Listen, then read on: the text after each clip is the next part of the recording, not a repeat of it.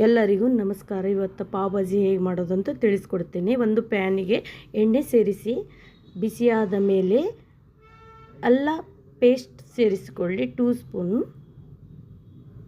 ಚೆನ್ನಾಗಿ ಫ್ರೈ ಮಾಡಿ. ಆಮೇಲೆ ಈರುಳ್ಳಿ ಸೇರಿಸಿ ಹಸಿಕಾಯಿ ಸೇರಿಸಿ ಚೆನ್ನಾಗಿ ಫ್ರೈ ಮಾಡಿ. ಆಮೇಲೆ ಟೊಮೆಟೊ ಸೇರಿಸಿ ಉಪ್ಪನ್ನು ಸೇರಿಸಿ ರುಚಿಗೆ ತಕ್ಕಷ್ಟು ಅಚ್ಚದ ಖಾರದ ಪುಡಿ 4 ಟೀ ಸ್ಪೂನು. ಆಮೇಲೆ ಪಾವ್ ಭಾಜಿ ಮಸಾಲ ರುಚಿಗೆ ತಕ್ಕಷ್ಟು ಚೆನ್ನಾಗಿ ಫ್ರೈ ಮಾಡಿಕೊಳ್ಳಿ. ಬೇಯಿಸಿದ ಆಲೂಗಡ್ಡೆ ಮತ್ತು ವಟಾಣಿ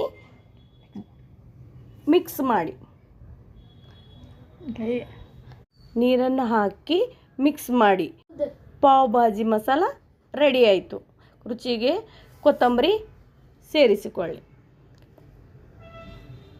ಒಂದು ಪ್ಯಾನಿನಲ್ಲಿ ತುಪ್ಪವನ್ನು ಸೇರಿಸಿ 2 ಬ್ರೆಡ್ ಚೆನ್ನಾಗಿ ಬಿಸಿ ಮಾಡಿಕೊಳ್ಳಿ.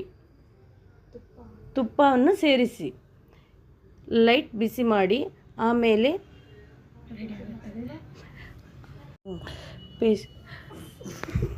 Special pav bhaji ready.